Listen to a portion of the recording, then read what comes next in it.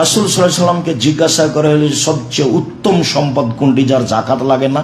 বলেন তো আল্লাহ নবী, সবচেয়ে উত্তম সম্পদ কোনটি যার জাকাত লাগে না? বলেন তো আল্লাহ রাসূল, সবচেয়ে উত্তম সঞ্চিত সম্পদ কোনটি যার জাকাত লাগে না?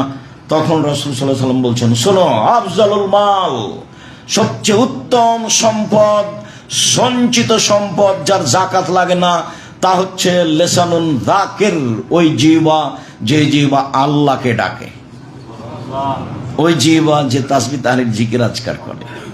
2, কালবুন শাকির, ওই অন্তর সঞ্চিত সম্পদ জাকাত লাগে না যে অন্তর অল্পতেই খুশি, যা হয়েছে আলহামদুলিল্লাহ, হ্যাঁ এই কারণে হলো না, এই তোর কারণে হলো না, এই ঝামেলার কারণে হলো না, এগুলো কথা নয়, যা হয়েছে আলহামদুলিল্লাহ, এই অন্তর হচ্ছে সঞ্চিত সম্পদ।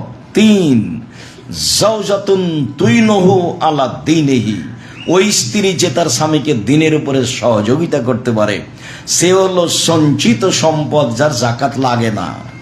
বউকে চাকরি করতে দিলে এখানে সেখানে পাঠালে সব হারিয়ে যাবে, চাঁপাই নবাবগঞ্জের ভাষাতে আমও গেল, ছালাও গেল, কাঁদতে কাঁদতে 2 চোখও গেল।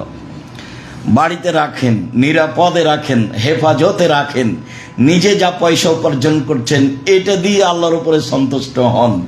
স্ত্রীর সাথে পরামর্শ করে ভালো করে সুন্দর করে সংসার চালাতে শিখেন।